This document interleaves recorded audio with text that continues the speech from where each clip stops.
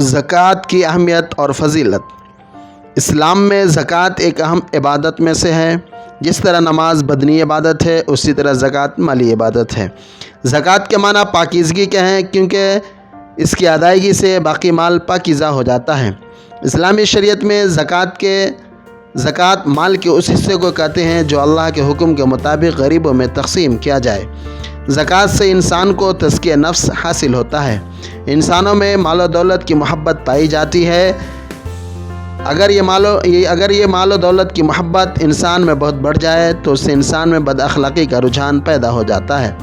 مال و دولت کو حاصل کرنا بری بات نہیں ہے، لیکن اگر مال و دولت کو حاصل کرنا ہی زندگی بن جائے تو یہ عمل قابل نفرت ہو جاتا ہے۔ چنانچہ اللہ تعالیٰ نے زکوٰۃ کی فرضیت سے مسلمانوں میں مال و دولت کی محبت کا خاتمہ کیا ہے اور انسان کے لیے لالچ، بخل اور کنجوسی سے بچنے کا ایک بہترین طریقہ کار مہیا کیا گیا ہے۔ اور سب سے بڑا زکوٰۃ ادا کرنے کا فائدہ یہ ہے کہ انسان زیادہ زکوٰۃ ادا کرنے سے بچنے کے لیے اپنی رقم کو دوسری منافع والی کاروبار میں لگاتا ہے، جس سے کاروبار میں اضافہ ہوتا ہے اور زندگی کا نظام چلتا رہتا ہے، ورنہ لوگ سارا مال و دولت جمع کر کے اپنی ضروریات میں لگا لیں گے اور دوسروں کی کوئی فکر نہ کرے گا۔ زکوٰۃ کی اہمیت اس واقعے سے بھی ظاہر ہوتی ہے کہ جب ایک مرتبہ ایک گروہ نے بارگاہ نبوت میں حاضر ہو کر اسلام کی تعلیمات دریافت کی تو نبی کریم صلی اللہ علیہ وسلم نے اعمال میں سب سے پہلے نماز اور زکوٰۃ کا ذکر فرمایا۔ رسول اللہ صلی اللہ علیہ وسلم کی رحلت کے بعد جب بعض لوگوں نے زکوٰۃ ادا کرنے سے انکار کیا تو حضرت ابوبکر صدیق رضی اللہ عنہ نے ان کے خلاف جہاد کیا۔ اسلام کے نظام معیشت میں زکوٰۃ کو بہت اہمیت حاصل ہے۔ زکوٰۃ کا نظام ذات پات اور برادری کی الجھن کو ختم کر دیتا ہے اور معاشرے میں برابری اور امن قائم کرنے میں مدد دیتا ہے۔ بہرحال قرآن کریم اور رسول اللہ صلی اللہ علیہ وسلم کے ارشادات سے یہ معلوم ہوتا ہے کہ زکوٰۃ ادا کرنے والوں کی بہت فضیلت ہے، کیونکہ قرآن کریم نے 70 سے زیادہ مقام پر نماز قائم کرنے کے بعد زکوٰۃ کا حکم دیا ہے۔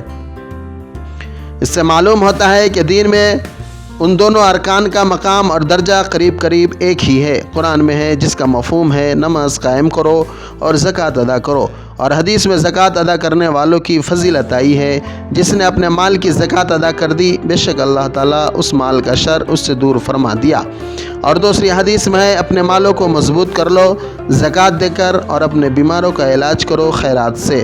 بظاہر تو ہمیں لگتا ہے زکوٰۃ دینے سے ہمارے مال میں کمی ہو رہی ہے، مگر اے نادا، میرے عزیز، میرے پیارے، اللہ کے یہاں اس کی بہت بڑی قیمت ہے اور بہت بڑا اجر ہے۔ اس لیے تو اللہ فرماتا ہے زکوٰۃ دو تاکہ تمہارا مال بڑھے۔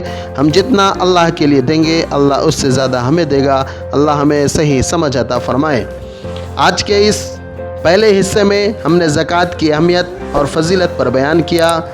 انشاءاللہ آنے والی ویڈیو میں زکوٰۃ کا نصاب کیا ہے اور کن لوگوں کو زکوٰۃ دینا جائز ہے، اس پر بیان ہوگا۔